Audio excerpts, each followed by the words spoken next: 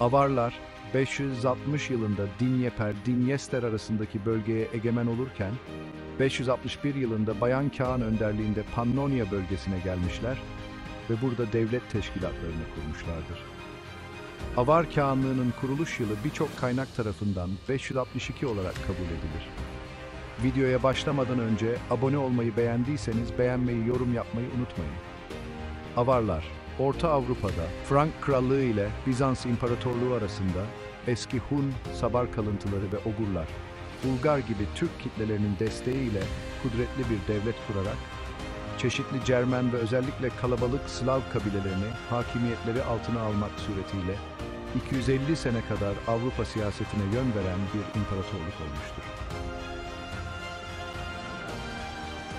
562 yılında Avarların başına geçen İnci Bayan Han çok yetenekli bir yönetici ve savaşçıdır. Onun yönetiminde Avarlar, Doğu Roma İmparatorluğu, Lombardlar ve birçok Slav ve Türk kabilelerle müttefik olmuştur. Padova'ya üs kuran Avarlar buradan Bizans, Frank ve Slav topraklarına saldırılar düzenlemişlerdir. Bu dönemde Avarlar batıda Turungia'ya ve İtalya kapılarına kadar dayanmışlardır. Güneyde ise Pannonia, Daçis, İlirya ve Dalmaçya'da hakimiyet kurarak Konstantinopolis'e yaklaşmışlardır. Karpat Havzası'nın tamamına hakim olan Avarlar 582 yılında Sirmium'u Sremska Mitrovica, 584 yılında Singidunum'u Belgrad ve 586 yılında Selanik'i fethetmişlerdir. Slav kabileleri kendilerine sürekli saldıran ve mağlup eden Avarlara karşı birleşerek 623 yılında ayaklanmışlardır. Avarları ve Frankları hedef alan Slav saldırıları başarılı olmuş ve Sırbistan'daki topraklar geri alınmıştır. Avarlar 626 yılında uzun süren Sasani-Bizans savaşlarına Sasaniler tarafında müdahil olmuşlar ve Slav kabileleriyle beraber Konstantinopolis'e saldırmışlar, şehri kuşatmışlardır.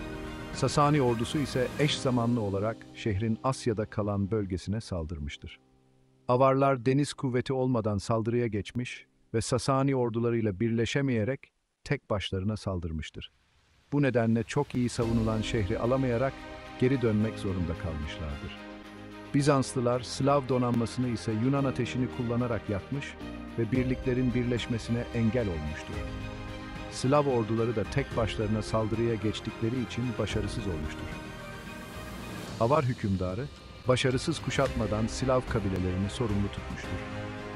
Konstantinopolis kuşatmaları Avar Kağanlığı'nın en büyük askeri başarılarından biri olmuştur. Orta Çağ kaynaklarında yazılan kuşatmaya katılanların anlattıklarında Ruslara benzeyen İskitlerden söz edilmektedir. Avarların Konstantinopolis önlerinde başarısız olmasının ardından Kağanlık bünyesinden Bulgarlar ayrılmıştır. 632 yılında Kutrugi, Utigu ve Onogur kabilelerini birleştiren Kubrat Kağan, Bulgar Kağanlığı'nı kurmuştur. Bulgarlar, Kuzey Karadeniz kıyılarıyla aşağı Tuna boylarında hakim olmuşlardır. 640 yılında ise Hırvatlar, Avarlardan ayrılmıştır. Bu dönemde sürekli devam eden kabileler arası savaşlar, savaşan tüm tarafların güç kaybetmesine yol açmış, hem Avarlar hem de Slav kabileleri güçsüz düşmüştür.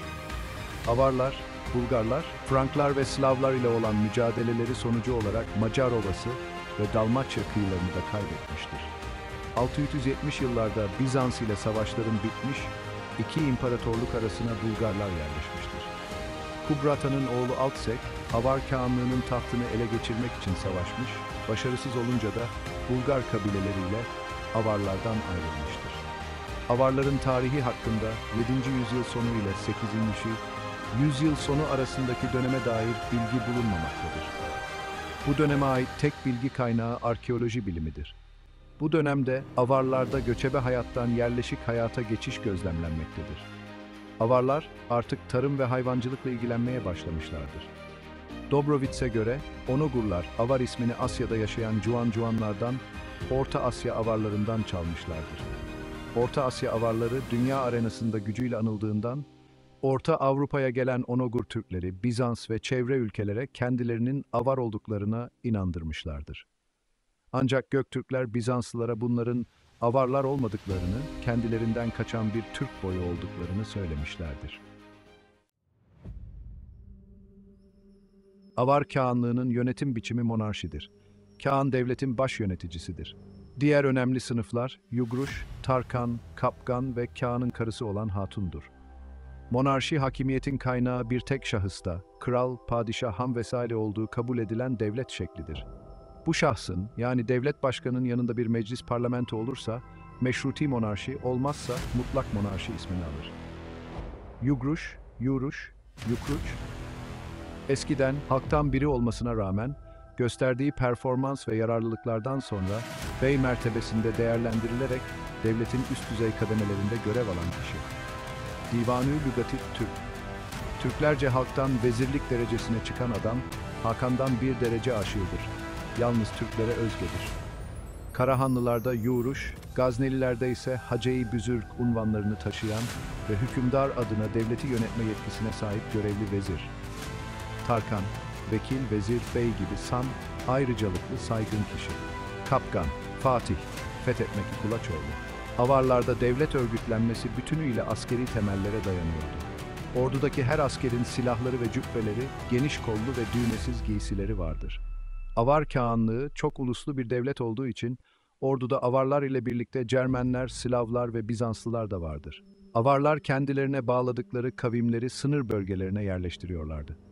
Avar ordusu atlı ve yaya birliklerinden oluşuyordu. Atlı birlikleri avarlardan, yaya birlikleri ise avarlara bağlı Slavlar, Germenler gibi Avrupalı kavimlerden kurulmuştu. Göktürkler, 552 yılında Yuan Wuan devletini yıkınca batıya çekilenlerin önemli kısmını Hun ve Uar soylarından gelen iki kabile oluşturuyordu. Uarlar Moğollarla karışık bir kabileydi. Batıya çekilen bu grup Apar olarak anıldı. Direnen, karşı koyan anlamına gelen Türkçe kökenli bu kelime abar ve avar olarak da anılmış, fakat çoğunlukla avar şeklinde kullanılmıştır. Çinliler Juan, cücen, Türkler apar olarak adlandırıyordu. Çince'de Juan, çabucak büyüyen her yeri saran böcekler anlamına gelir. Bazı tarihçiler avarlar ile Uarların aynı halk olduğunu söylemektedir. Uarhun ismi, Bizanslı yazar Priskos'un yapıtlarında da bulunmaktadır. Kendisi Hun İmparatorluğu'nun çökülmesinden sonra Sabirler bir Uarhun halkından bahsetmiştir. Eğer Uarhunlar avarlar ise, avarlardan Avrupa'da ilk olarak burada bahsedilmiştir. Fakat kesin olarak avarlar, 555 yılında Göktürklerin baskısıyla batıya doğru göç etmek zorunda kalır ve Aral Gölü ile İdil Nehri arasındaki bölgeye yerleşir. 557 yılında avar atlıları, Kuzey Kafkasya'da görülmüşler ve buralardaki kabilelerle çatışma içine girmişlerdir. Bizans'ın müttefiki olan alanlar ve liderleri Sarosija ile Bizans topraklarına girmeleri için Bizans hükümdarından izin istemesi konusunda anlaşan avarlar, Konstantinopolis'e elçi göndermişler ve Bizans İmparatorluğu ile ilk ilişkilerini kurmuşlardır.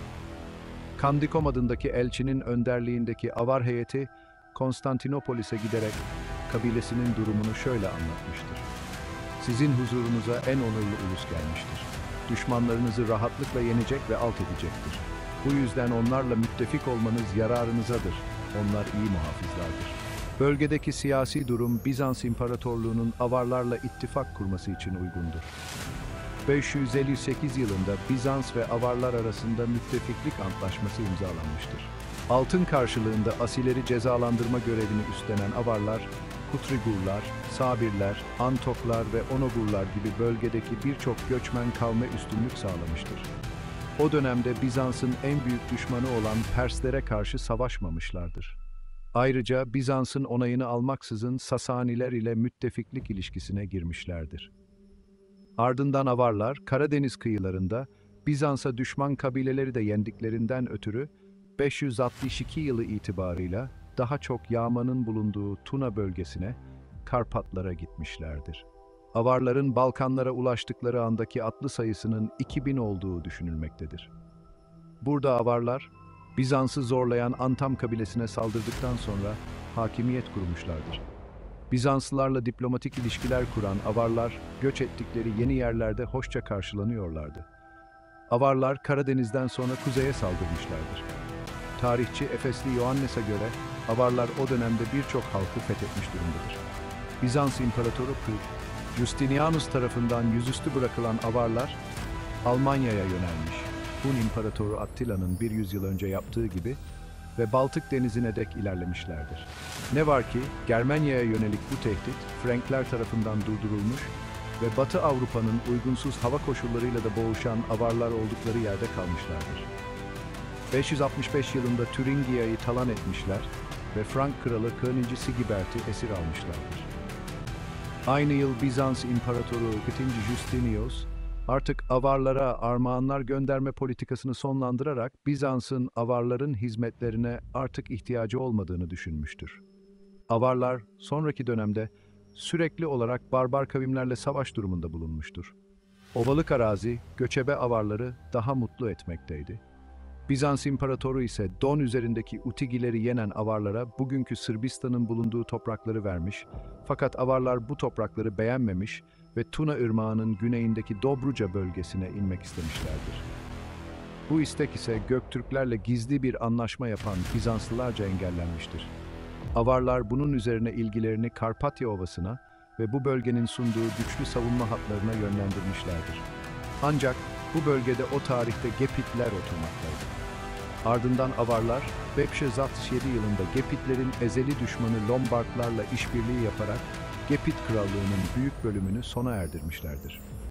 Zaferin hemen ardından Kağanları Inci Bayan önderliğinde Avarlar, Zadunavca'yı merkez alarak Pannonia'ya yerleşmişler ve Lombardları Kuzey İtalya'ya göç etmeye ikna etmişlerdir. Kavimler göçünün son büyük dalgasına ön ayak olmuşlardır. Yerleştikleri bu topraklardan Bizans'a bağlı toprakları yağmalamak için seferler düzenlemişlerdir. Bizans İmparatoru kendisini tehdit eden Gepitlerin yenilmesinden memnun olmuştur. I. Bayan, 568 yılında Bizans'ı tehdit ederek vergi istemiş ve isteğinin yerine getirilmemesi halinde Bizans topraklarını yerle bir edeceğini söylemiştir. Barbar kavimleri birbirlerine karşı kışkırtmada başarı sağlayan Avarlar, Bizanslılarca Scythia bölgesine saldırmaya ikna edilmişlerdir. Bu teklifin bu denli cazip görünmesinin nedeni, adı geçen bölgenin o ana dek fethedilmemiş olmasıydı. Bu bölgeyi ele geçiren Avarlar, kısa süre sonra Pannonia'ya geri dönmüşlerdir. Böylece Avarlar, M.S. 600 yılı itibarıyla batıda bugünkü Avusturya'dan doğuda Pontik bozkırlarına uzanan bir imparatorluk kurmuşlardı. Yetenekli ve savaşçı önderleri 2. Bayan komutasında Avarlar, bir süre Bizans'ın Slav saldırılarına sahne olan kuzeybatı sınırlarını korumak karşılığında Bizans'tan haraç almıştır. 587 yılında Bizans İmparatoru'nun Tiveri'nin kendisine gönderdiği takviye birliklerle 1. Bayan, Slav kabilelerini Yunan Yarımadası'nda yenmiştir. Avarların kurduğu Avar Kağanlığı'nın toprakları batıda Türingia'ya, güneyde İtalya'ya ve neredeyse Konstantinopolis'e yaklaşmışlardır. İlirya ve Dalmaçya'da hakimiyetlerini kurmuşlardır. En güçlü oldukları dönemde Kağanlıkları Elbe Irmağı'ndan Alplere, Karadeniz'den Adriyatik Denizi'ne uzanmaktaydı. Müttefiklik ve anlaşmalar vasıtasıyla Don Irmağı ve Baltık bölgesinde de egemenlik kurmuşlar. Sadece savaş ve ganimetle değil, ticaretten de vergi alarak zenginleşmişlerdir. Avarların ekonomik sistemi güçsüzdür ve göçebe hayvancılık üzerine kuruludur. Tarım, Avarlarda gelişmemiş ancak onlara bağlı kabilelerde görülmektedir. Alman Türkolog Joseph Marquardt şunları söylemiştir. Avarlar göçebe oldukları için zapt ettikleri yerlere çiftçileri yerleştirmek çıkarları icabıydı. Kölelik, Avar toplumunda çok yaygın değildir. Köleliğin yaygın olmadığı özellikle altın yüzyıldaki bir fetihten sonra Avarların esir ettikleri yaklaşık 10.000 kişiyi öldürmelerinden anlaşılmaktadır. Avarlar bir süreden sonra asker yetiştiren bir kavime dönüşmüştür. Avarlara ait mücevher eşyaları çok estetiktir ve sanat alanındaki ilerlemeyi göstermektedir. Avarlar çok güzel halılar, işlemeler meydana getirmiş, ayrıca gümüş işlemeciliğinde ilerlemişlerdir. Tüm Avrupa'da Avarların özel kemerleri aranmaktadır. Avar sanatında Türk, Pers ve Çin izleri görülebilir. Avarlarda devlet örgütlenmesi tümüyle askeri temellere dayanıyordu. Ordudaki her askerin silahları ve cübbeleri vardır.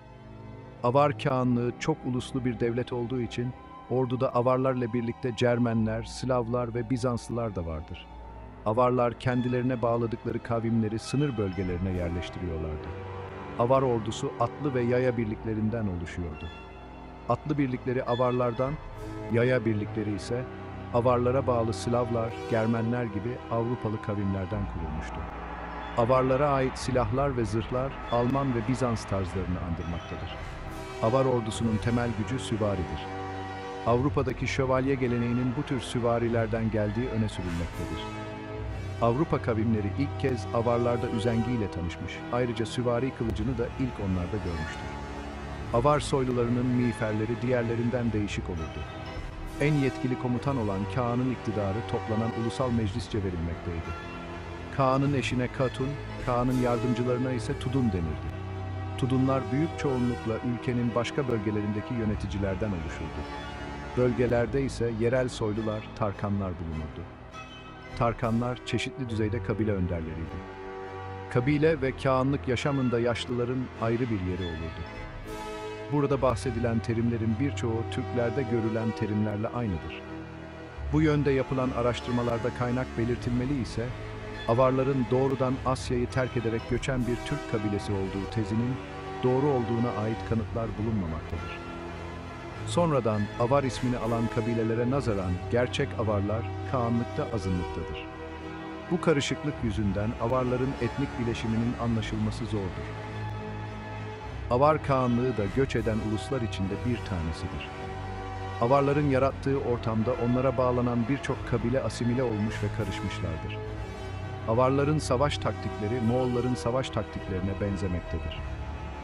Sürekli düşmanı rahatsız ederek yakından savaş yerine uzaktan ok saldırıları ve beklenmedik anda süvari hücumu tercih edilmektedir.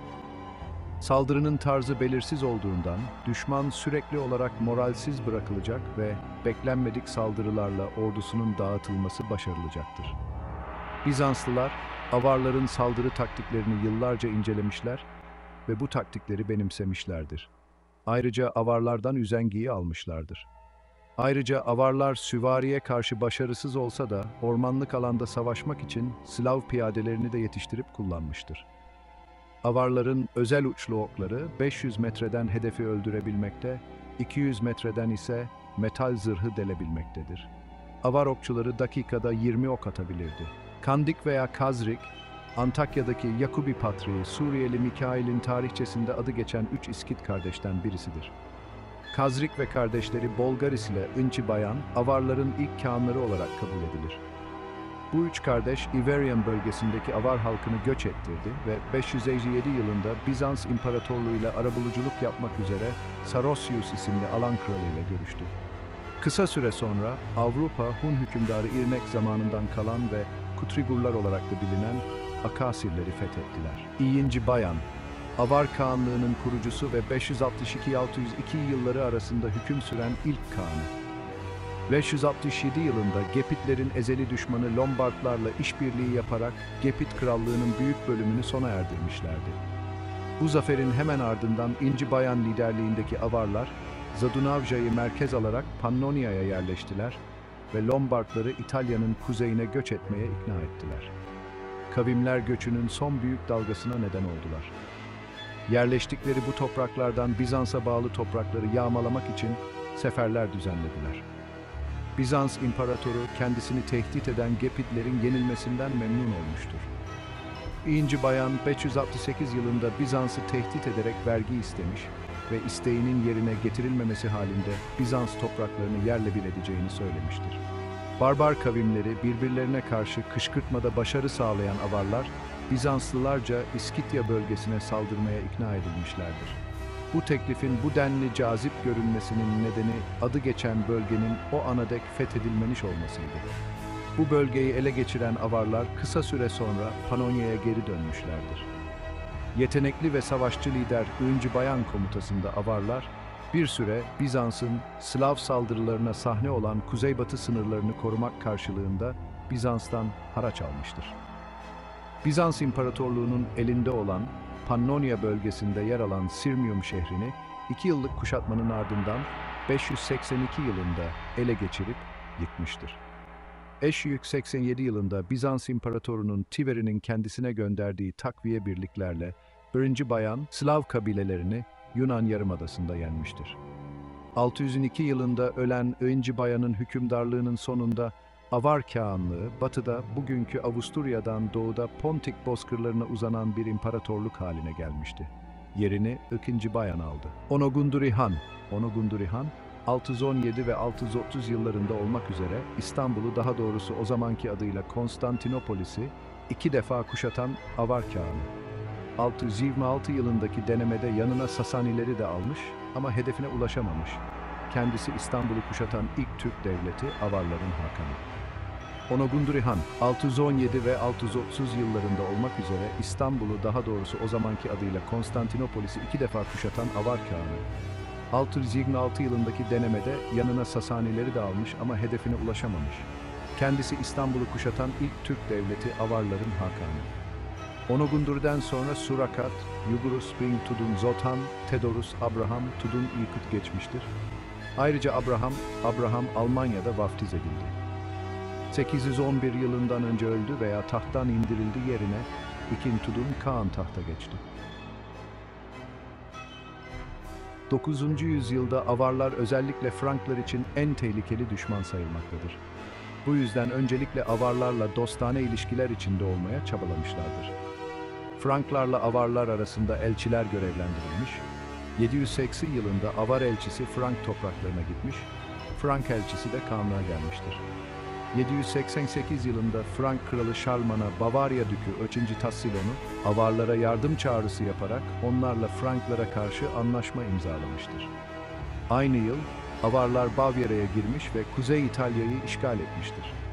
Böylece Franklar ile Avarlar arasındaki uzun sürecek bir savaş başlamıştır. Bavarya'yı Frank ülkesinin bir parçası sayan Frank kralı Şarlman, Avarlara karşı cezalandırma seferine çıkmayı planlamıştır. 791 yılında Slovenlerin, Hırvatların da dahil olduğu Frank ordusu, Avarlara karşı büyük bir saldırı düzenlemiştir. Prens Pipin, İtalya'daki ordusuyla saldırıya geçmiş Avarlara ait kaleleri almıştır. Şarman komutasındaki asıl Frank ordusu ise Tuna boyunca ilerler.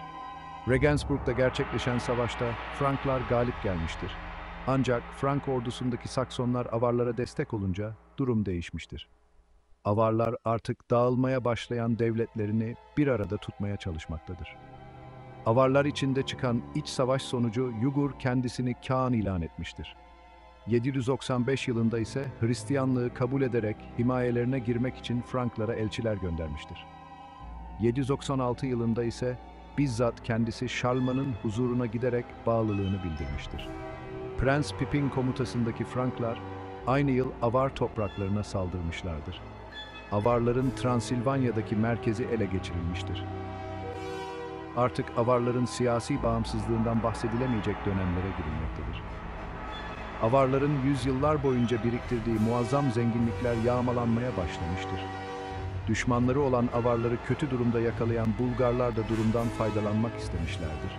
Bütün zorluklara rağmen Avarlar yenilgiyi kabul etmemiştir. Hatta Avar soylularının büyük bir kısmı ölmüştür. 797 yılında Avarlar başarılı şekilde ayaklanmışlar, ancak büyük bir sefer sonucu Franklar isyanı bastırmışlardır. 797 yılında Avar soyluları Frank kralı Şarlman'a bağlılık yemini etmek zorunda kalsa da 799 ve 802 yıllarında Avarlar yeniden ayaklanmıştır. Bu sırada Avar topraklarında Hristiyanlık yayılmaya başlamıştır. 803-804 yıllarında Bulgarların Kağanı Krum, Tuna bölgesindeki tüm Avar topraklarını ele geçirmiştir. Bulgar egemenliğindeki Avarlar ise hızla asimile edilmiştir. Avarlara ait son bilgi 823 yılında Frank Sarayı'nda Franklara bağlılığını bildiren Avar elçilerine aittir. Buna rağmen bulgulara göre Avarlar 10-100 yıla kadar varlıklarını sürdürebilmişlerdir. Böylece isimleri kalsa da benliklerini unutmuşlardır.